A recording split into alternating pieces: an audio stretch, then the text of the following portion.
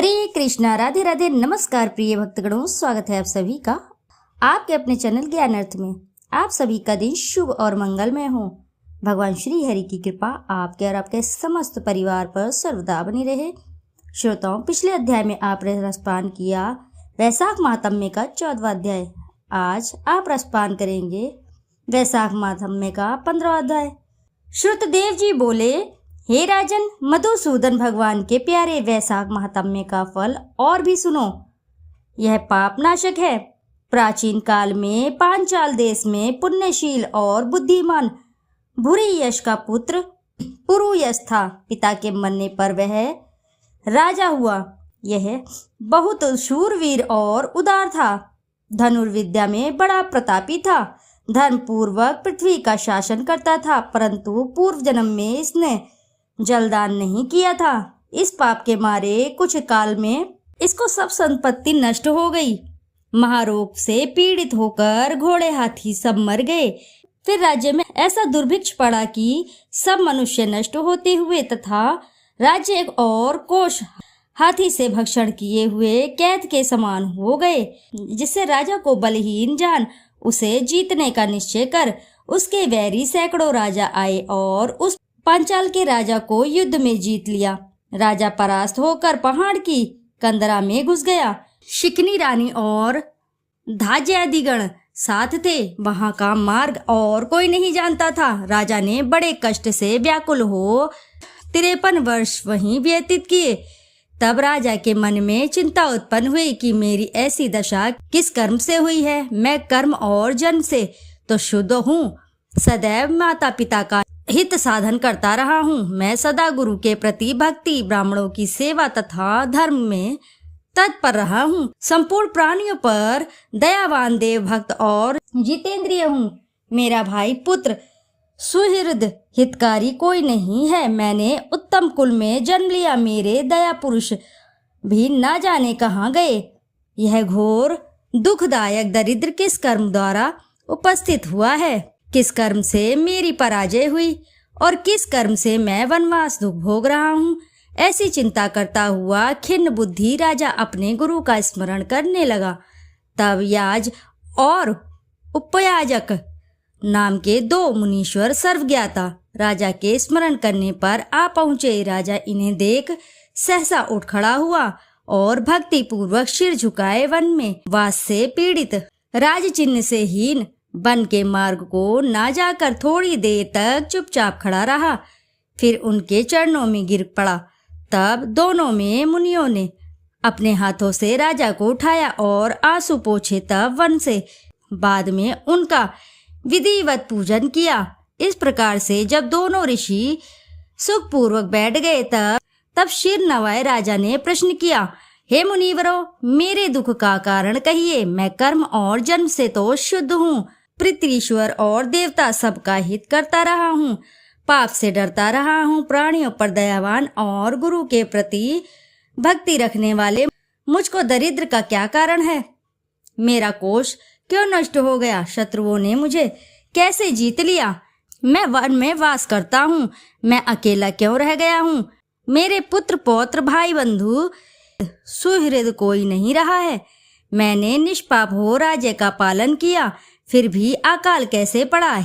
हे मुनि पुंगव, यह सब कथा विस्तार पूर्वक मुझसे कहिए। राजा के अत्यंत दुख भरे हुए ऐसे वचन सुन थोड़ी देर ध्यान कर वे दोनों मुनि कहने लगे। याज और उपयाज बोले, हे राजन सुन, हम तेरे दुख का कारण बताते हैं। तू पहले 10 जन्मों में अत्यंत घोर पापी व्याग रहा है।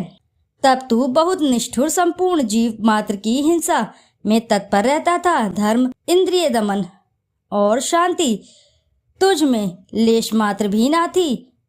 तेरी जीवा से कभी विष्णु भगवान का नाम उच्चारण भी नहीं होता था। तूने कभी मन में गोविंद चरणारविंद का ध्यान भी नहीं किया, ना कभी परमात्मा को नमस्कार किया। हे राजन, ऐसे ही पाप करते करते तेरे 9 जन्म बीत गए।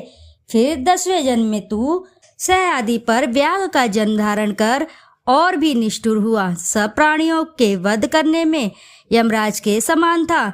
दयाहीन, शस्त्र द्वारा जीविका करने वाला, सदा हिंसा में लीन, निर्जन मार्ग के पथिकों को कष्टदायक षट गौण देश के प्रजाजनों का मांस भक्षण करता, अपने दिल की बातें न जानते हुए समय बिताया करता, मृग और पक्षियों के छोटे छोटे बच्चों का वध करने के कारण तेरे इस जन्म में संतान नहीं हुई है। तूने विश्वघात किए, जिससे इस जन्म में तुझे सहोदर भाई नहीं मिले। तूने मार्ग में यात्रियों को बड़े कष्ट दिए, इस कारण तेरा कोई मित्र नहीं है। साधुओं का तिरस्कार करने से तुझे शत्रुओं ने पराजित किया। तूने कभी दान नहीं दिया, इस दोष से तेरे घर में दरिद्रता आया है। सदा उद्वेग कराने से तुझे देश से निकाला हुआ, सबका अहित करने से तुझे अत्यंत दुसह दुख भोगना पड़ा।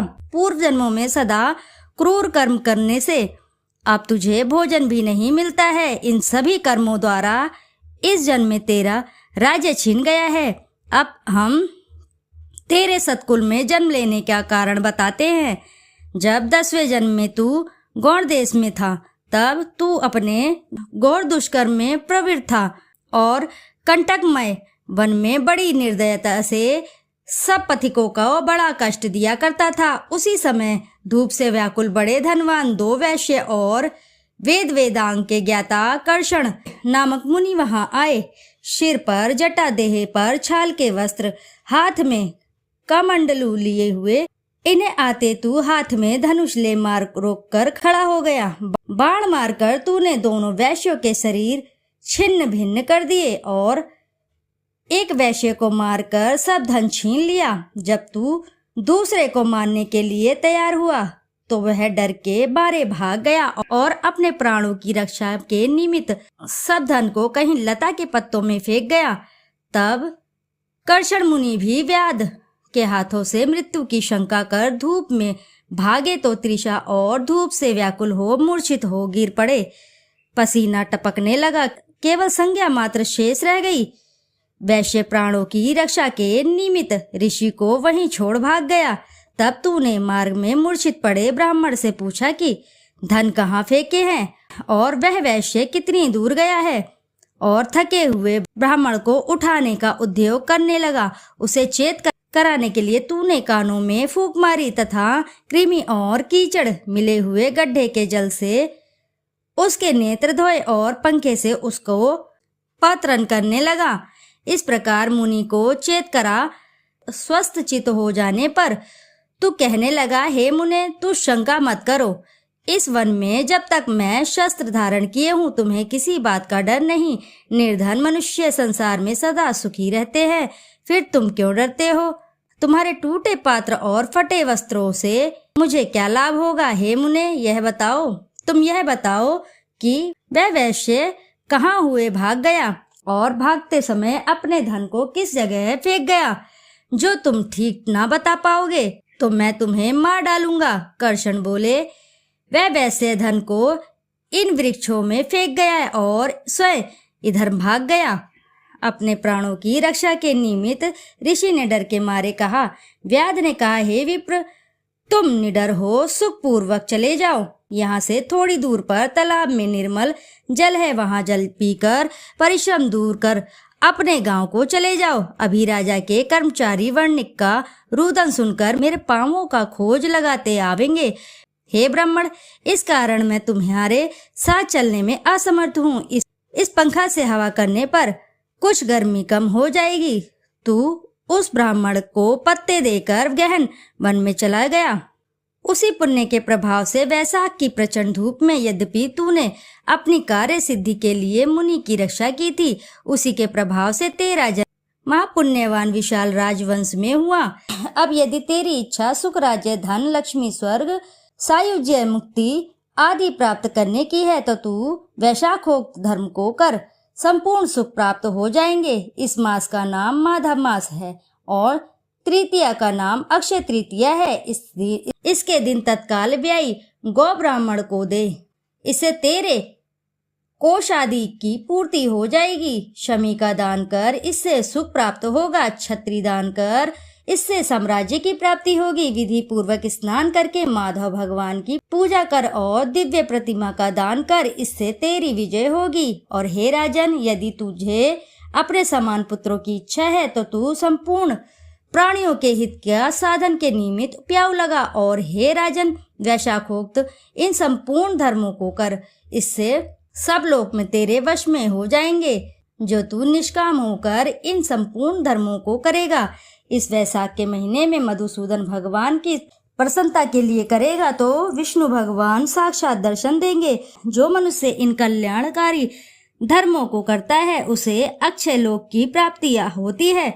यह सब बातें प्राणों में लिखी है, हमने जैसी कान से सुनी अथवा आंख से देखी है वह सब तुझको सुनाई। ऐसे कुल पुरोहित दोनों ब्राह्मण, याज और उपयाज राजा को समझाकर अपने अपने घर को चले गए।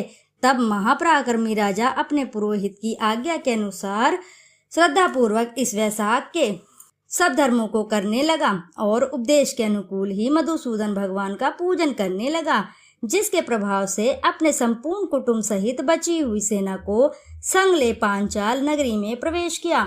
जब राजा के शत्रुओं ने सुना कि राजा फिर आ गया है, तब मदोन्मत्त होकर पूरी चढ़ाई करने लगे। इस प्रकार पांचाल देश के राजा और शत्रु में सदैव संग्राम होता रहा, परंतु एक ही महारथी सबको जीत लिया। जो राजा अपने अपने देश छोड़कर भाग गए, उनके कोष हाथी घोड़े स्वयं ही वह राजा ले आया। राजा 10 अरब घोड़े, 3 कोटि हाथी, 1 अरब रथ, 10 सहस्त्र ऊंट, 3 लाख गधे पुरी में लाया। वैशाखोक्त धर्म के प्रभाव से तत्क्षण ही सब राजा उसे कर देने लगे। उनके संकल्प जाते रहे, चरणों में आपड़े और पांचाल देश में बड़ा सुभिक्षु हुआ। मधुसूदन भगवान की कृपा से वह चक्रवर्ती राजा हुआ तथा उसके 5 पुत्र बड़े गुणवान, शूरवीर और उदार हुए। दृष्टद्युम्न, विजय, चित्रकेतु हुए, मयूरध्वज के समान हुए।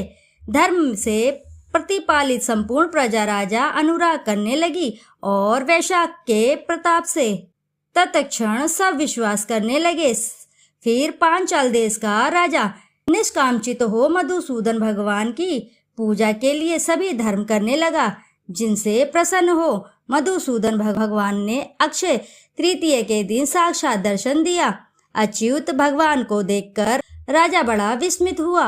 नारायण चतुर्भुजधारी, शंख चक्र गदा पद्म लिए, पीताम्बर धारण किए हुए, वनमाला पहरे, लक्ष्मी तथा अनुचरों सहित गरुड़ पर बैठे हैं। इनके असहनीय तेज को देख नेत्र बंद कर लिए। फिर उनके दर्शन कर हर्ष के मारे उन्मति की सी चेष्टा करने लगा। सब दोपहर रोमांच खड़े हो गए, नेत्रों से आंसू गिरने लगे। अत्यंत भक्ति पूर्वक हाथ जोड़ सिर झुकाए स्तुति करने लगा। इति शुभम। प्रेम से बोलिए प्रिय भक्तगणों, श्री लक्ष्मी नारायण की जय। श्रोताओं, आज का अध्याय यहीं संपन्न हुआ। फिर मिलते हैं हम आपसे अगले अध्याय में। परंतु श्रोताओं, उससे पहले आपसे एक छोटी सी रिक्वेस्ट है, यदि आपको कथा अच्छी लगती है तो वीडियो ज़रूर लाइक कीजिए। आपका एक प्यारा सा लाइक और कमेंट मुझे आशीर्वाद देता है, मुझे प्रोत्साहन देता है ऐसी और भी मेहनत करने के लिए। श्रोताओं, फिर मिलते हैं हम आपसे अगले अध्याय में। जब तक के लिए नमस्कार श्रोताओं।